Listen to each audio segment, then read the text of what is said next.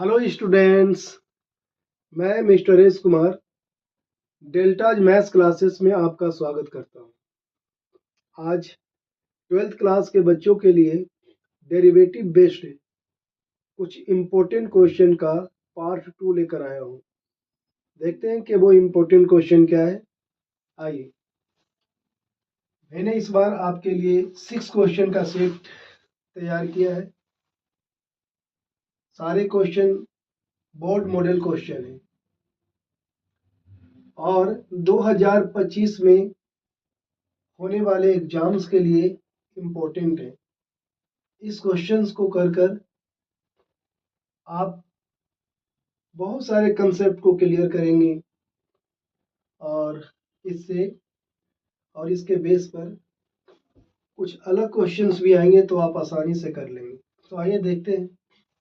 First question में पूछा गया है आपको, find dy upon dx at t equal to 2 pi upon 3, और इसमें x की वैल्यू भी दे रखा है और y की वैल्यू दे रखा है। ये आपका फाइनल आंसर है। तो आइए समझते हैं ऐसे क्वेश्चन को कैसे कर सकते हैं हम। x इक्वल टू 10, तो सबसे पहले जब आप सॉल्यूशन करने जा रहे हैं तो आप इसका x जो गिवन है, ये पैरामीट्रिक फॉर्म का क्वेश्चन है डेरिवेटिव का। इसमें t पैरामीटर है, देख सकते हैं। तो हम दोनों ही वेरिएबल्स को, जो x इक्वल टू दिया हुआ है एक्सप्रेशंस, वेरिएबल्स नहीं एक्सप्रेशन, दोनों एक्सप्रेशन को लिख लेते हैं। x इक्वल टू ये दिया हुआ है और y इक्वल टू आपका दिया हुआ है 12 इंटू 1 माइनस कॉस्ट। यहाँ t पैरामीटर है, आप देख सकते हैं t पैरामीटर है। अगर हम इसका डेरिवेटिव निकालते हैं, कैसे निकलेगा? t के रिस्पेक्ट में ही लेना होगा, क्योंकि जो पैरामीटर दिया होता है उसी के रिस्पेक्ट में हम इसे इसका डेरिवेटिव फाइंड करते हैं। ये t क्या है? इसका पैरामीटर। आपने एक्सरसाइज में सीखा होगा, 12th के एक्सरसाइज में डेरिवेटिव वाले चैप्टर में। चलिए डेरिवेटिव करते हैं। 10 को एज इट इज लिखेंगे। t का डेरिवेटिव क्या होगा? 1। साइन t का डेरिवेटिव क्या होगा? cos t। So simple. इसमें देखते हैं 12 एज इट इज रहेगा, 1 का डेरिवेटिव 0 होगा और cos का डेरिवेटिव माइनस साइन t होता है। यहाँ ऑलरेडी माइनस है तो आपके लिए क्या हो जाएगा? Plus sign t।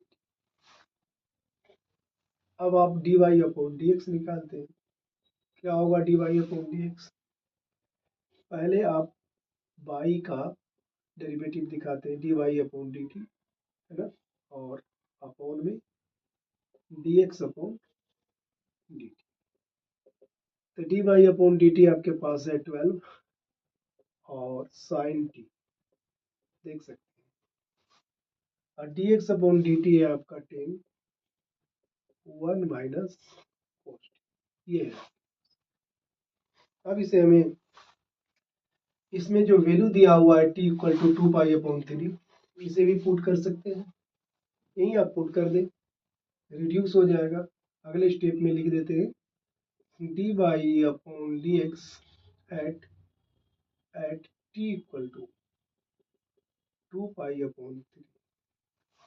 2 pi upon 3 degree में देखें तो 120 डिग्री होता है। आपको पता है पाई की वैल्यू 180 डिग्री होता है। आपको समझाने के लिए लिख देता हूँ, 2 पाई अपॉन 3 को लिख सकते हैं 2, 180 अपॉन 3, 3 से डिवाइड करेंगे तो 60, इन दोनों को मल्टीप्लाई करेंगे तो 120। यानी आप इसे कैसे लिख सकते हैं? ऐसा भी कंसीडर कर सकते हैं कि ये 120 डिग्री है। अब अगर इसमें रखते हैं वैल्यू, इस पॉइंट पर इसमें वैल्यू रखते हैं तो 12 मल्टीप्लाई साइन 2 पाई/3 अपॉन 10 इंटू 1 माइनस कॉस 2 पाई/3। अगले स्टेप में लेकर आते हैं dy अपॉन dx, ये है 12/10, साइन 2 पाई/3 की वैल्यू कितना होगा? √3/2। कैसे? अभी समझाता हूँ। और आपका 1 माइनस cos 2π/3 की वैल्यू होगी -1/2, तो -1/, यहाँ ऑलरेडी माइनस है तो प्लस हो गया। अब सवाल है, बच्चों को चैलेंज जो जी यही मिलता है एवरेज स्टूडेंट करके, खास करके या एवरेज से बिलो है, कि कैसे निकाला, क्योंकि क्वाड्रेंट का ज्ञान अगर उनको प्रॉपर नहीं है तो शायद वहाँ उन्हें लगता है कि ये तो उनको रटे रटाया वैल्यू होगा, जिसको पता है वो लिख देगा। और जो एवरेज स्टूडेंट है या बिलो एवरेज, वो क्या करेंगे, देखो सिंपल है, आप साइन 2π लिखते हैं तो ये सेकेंड क्वाड्रेंट में है, क्योंकि 2π/3 की वैल्यू 120 डिग्री है, 120 डिग्री सेकेंड क्वाड्रेंट में आती है। सेकेंड क्वाड्रेंट में आप 180 में से 120 को माइनस करते हैं तो कितना मिलता है, आप इसको ब्रेक करके ऐसे भी लिख सकते हैं, पाई माइनस π/3। ये सेकेंड क्वाड्रेंट को बताता है। पाई मतलब कितना हो गया, 180 डिग्री। अब π/3 मतलब कितना हो गया, 60 डिग्री। माइनस करेंगे तो कितना आएगा, 120 डिग्री। 120 डिग्री को ही आप 2π/3 लिखते हैं। तो इस तरह से आपको साइन पाई माइनस थीटा की फार्मूला से आप इसे खोलते हैं तो क्या आ गया, π/3, यानी साइन 60 की वैल्यू √3/2। ठीक है। सेम cos 2π/3, ये भी सेकेंड क्वाड्रेंट में, बट सेकेंड क्वाड्रेंट में cos नेगेटिव होता है, तो इसे लिखेंगे माइनस cos π/3। cos π/3 की वैल्यू 1/2, इसकी वैल्यू नेगेटिव आया, यहाँ पहले से माइनस था, आप देख सकते हैं यहाँ माइनस पहले से, इसकी वैल्यू -1/2 लिखेंगे तो क्या हो जाएगा, ये +1/2। अब जरा सोल्व कर देते हैं इसे, ये 6, ये 5, ये 6 इंटू ये भी कैंसिल हो रहा है 3 बार में, तो आपके पास क्या हो गया, ऊपर में क्या मिलेगा आपको, 3√3, अपॉन में क्या है 5। जब इसे सोल्व करते हैं 2 1 जा 2 +1, ये भी आता है आपको 3/2, है ना। अब आप इसे 2 को ऊपर शिफ्ट कर दें तो 2 इंटू 3, ये √3 अपॉन में 5 इंटू 3, 3 से 3 कैंसिल कर दिया, आपका आंसर आ गया 2√3/5, इसके बराबर। तो आप देख सकते हैं ये आपका फर्स्ट क्वेश्चन का सोल्यूशन है। फटाफट देखते हैं दूसरे क्वेश्चन की सोल्यूशन, होप कि आपको समझ में आया होगा।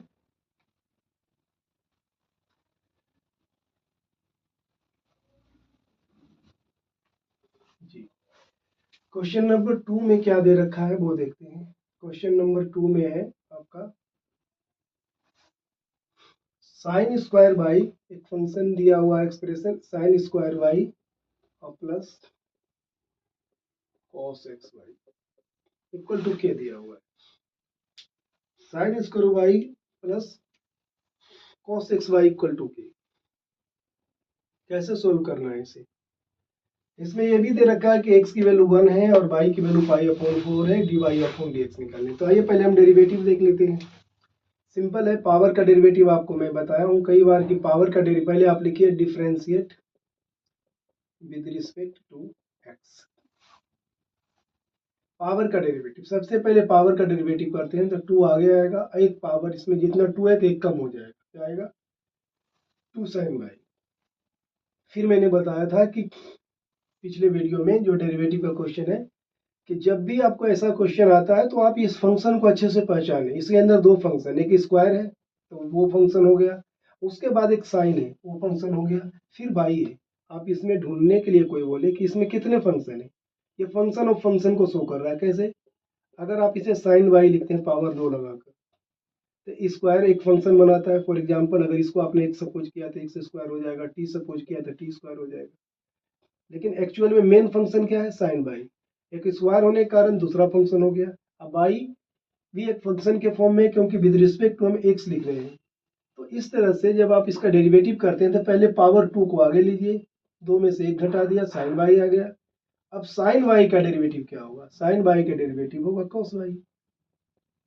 ठीक है। फिर बाई का डेरिवेटिव क्या होगा, dy/dx। आपने पहले पावर का किया, मैंने जैसा कि बताया।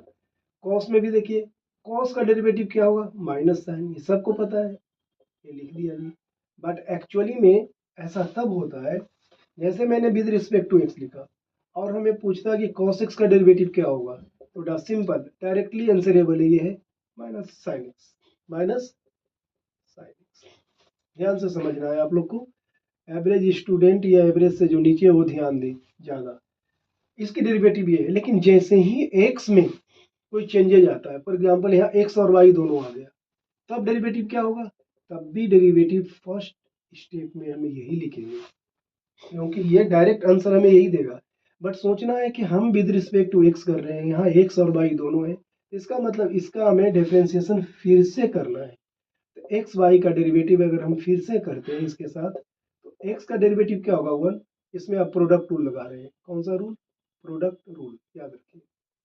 प्रोडक्ट रूल में क्या हुआ, आपने y बाहर रखा, x का डेरिवेटिव किया, फिर x बाहर रखा, y का डेरिवेटिव किया, है ना। x का डेरिवेटिव 1 हो गया, y का डेरिवेटिव आप dy अपॉन dx। इस तरह से जब भी आपको इस तरह के फंक्शन आते हैं, जैसे आपने इसमें भी डेरिवेटिव करना है विद रिस्पेक्ट टू x, तो हमें क्या करना होगा, याद रखिए। डायरेक्टली इसका तो ये लिख दिया, अब एक्स वाई का डेरिवेटिव हम करेंगे, तो y बाहर x का डेरिवेटिव 1, फिर x बाहर y का डेरिवेटिव dy अपॉन dx। इसके बाद इक्वल में k है, तो k की डेरिवेटिव क्या होगा, 0। आप इसे देखें, ये आइडेंटिटी पर है, 2 sin a cos b, याद होगा 2 sin x और cos x हो तो हम लिखते हैं sin 2x। यहाँ लिखेंगे, यहाँ दोनों में y है, तो यहाँ लिखेंगे हम 2y। आप देख सकते हैं 2 sin y cos y, तो अगले स्टेप में लिख देते हैं हम इसे sin 2y। साथ में क्या है, dy अपॉन dx। इसमें देखते हैं माइनस का साइन एक्स वाई तो है, हाँ जी, ब्रैकेट में मिला हमें y और साथ में x dy upon dx, equal में क्या मिला, 0। अभी साइन एक्स वाई को हम दोनों से मल्टीप्लाई करते हैं, दोनों से मल्टीप्लाई करें, या इसे ज्यादा लेंदी ना करते हुए, क्योंकि हमारे पास वैल्यू भी दे रखा है, x की वैल्यू 1 है, अगर हम x की वैल्यू 1 और y की वैल्यू पाई अपॉन 4 पुट कर देते हैं, x की वैल्यू 1 और y की वैल्यू पाई अपॉन 4 का यूज कर लेते हैं यहाँ पर, तो ये क्या हो जाएगा, साइन 2 मल्टीप्लाई पाई अपॉन 4 और साथ में dy अपॉन dx। ये क्या हो जाएगा, साइन एक्स बाई, एक्स की वैल्यू 1 है, y की वैल्यू पाई अपॉन 4, इसमें y की वैल्यू पाई अपॉन 4 लिखते हैं, x की वैल्यू 1 है, multiply dy upon dx equal to 0, equal to 0 लिख दिया। अब इससे ये कैंसिल होगा, साइन पाई अपॉन 2 की वैल्यू 1 होती है, आपने 1 लिख दिया, dy। इसमें साइन पाई बाई 4 की वैल्यू 1 अपॉन रूट 2 होती है, आपने ये लिख दिया, ये पाई अपॉन 4 और ये dy upon dx equal to 0। अब dy अपॉन dx, ब्रैकेट को आप ओपन करते हैं, जैसे ही ओपन करते हैं तो पाई अपॉन 4 रूट 2 हो जाता है, ये 1 अपॉन रूट 2, इसमें भी मल्टीप्लाई होगा, इसमें भी मल्टीप्लाई होगा, ये प्लस है माइनस है तो ये भी माइनस हो जाएगा, 1 upon root dy upon dx equal to 0। अब देख सकते हैं dy अपॉन dx आपके पास यहाँ पर भी है और आपका यहाँ पर भी, आप इन दोनों को एक साथ लेते हैं, कैसे, dy upon dx minus 1 upon root 2 dy upon dx।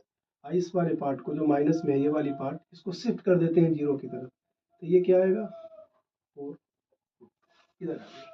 अब dy अपॉन dx इसमें कॉमन लेते हैं, तो आपके पास 1 माइनस 1 अपॉन रूट 2 बचता है, इधर है क्या, पाई अपॉन 4 रूट 2।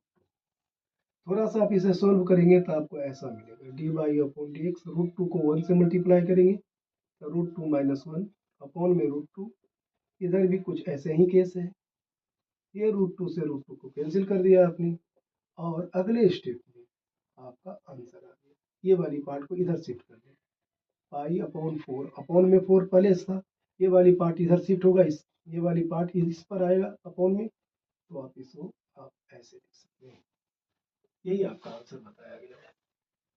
तो इस तरह से ऐसे क्वेश्चन जो बहुत सिंपल है, कोई कठिन क्वेश्चन नहीं है, बट क्या है, थोड़ी थोड़ी सी लॉजिक है, कब कहाँ वैल्यू पुट करना चाहिए, कैसे कैलकुलेशन करना चाहिए, थोड़ा इस बात का ध्यान रखना है। होप कि आपको समझ में आया होगा और जरूर आया होगा समझ, और ना आए तो कुछ और हमें बता सकते हैं कि क्या कराने हैं। अब देखिए ये सब क्वेश्चंस है, इन सभी क्वेश्चंस को आप इस तरह से कर सकते हैं, मैं थोड़ा थोड़ा सबका हिंट लिख देता हूँ। जैसे आप क्वेश्चन नंबर, इस क्वेश्चन को देखें ध्यान से, कुछ नहीं करना है, इसमें लिखना है, हिंट कर रहा हूं मैं, सारे क्वेश्चन में आपको लिखना है taking log both sides. Question number 3 का हिंट कर रहा हूँ। ऐसा जब लिखते हैं तो ये क्या हो जाएगा आपके पास, बाई लॉग कॉस एक्स, और ये क्या हो जाएगा इक्वल में एक्स लॉग कॉस वाई। बस इसके बाद आपको लिखना है differentiate with respect to x, और आप इसे कंटिन्यू करेंगे। इसमें भी प्रोडक्ट रूल रहेगा, इसमें 2 फंक्शन है, इसमें भी 2 फंक्शन है,